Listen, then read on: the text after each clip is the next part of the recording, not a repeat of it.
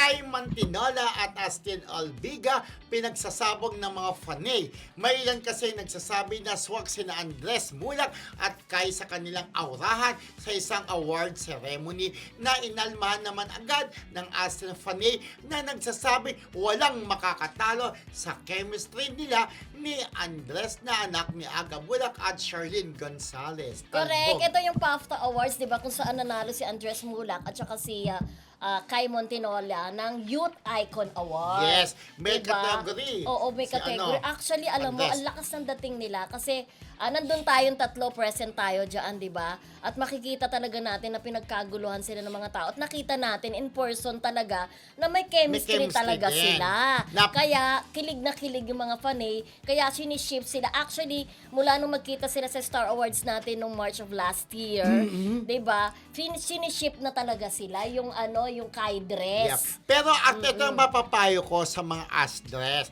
Huwag na kayong malulungkot kung siniship. Natural naman may ship-shipan. Pero malabo silang hindi.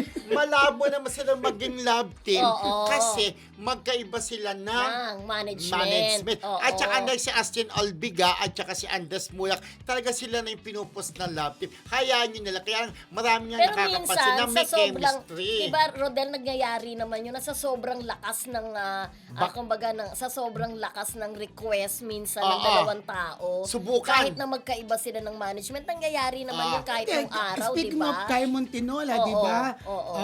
Ang kalapit niya si Jan, Jaren. oo. Pero, siniship sila ng Ni Kyle Ni at Kyle. Shari. ni Kyle at Shari, Pero ang di ba? problema, walang problema doon kasi pareho naman sila ng network. Ito naman, kumbaga natataranta na yung mga Ash Dress na talagang kung ano-ano ng mga sinasabi kay Kai na kesyo ano daw, para lang naman silang magkuya. Diyos Sabi ko, talaga, wala namang kasalanan si Kyle Montinola. Nagpupuksaan sila sa comment section, kuya, sabi nila, hindi sila bagay dahil para silang magkuya. Kasi si Andres pala is 24, 19 si Kai.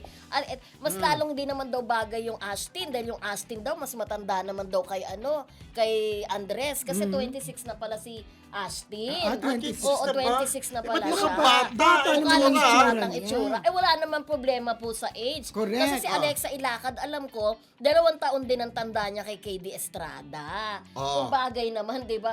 Grabe, binabash ng gusto talaga si Kai because of that na hindi naman niya siguro kontrolado ang mga tao kung siniship silang dalawa, di ba? Alangan sabihin niya, huwag niyo kaming iship.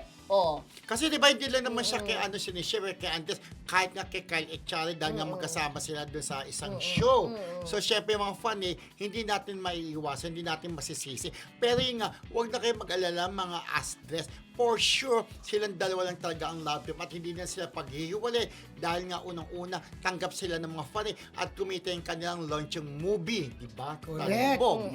Ayan, kaya tuloy trending ang Ash Dress. Ash Dress aming mahal. Ito Ay. yung pagpapakita Na ng support. suporta ng Ashtin at saka ng Andres na hindi nila pinababayaan at ipaglalaban daw ang Yup. kanilang ang kanilang paboritong love team ngayon, ang Ash Dress. Yun. O,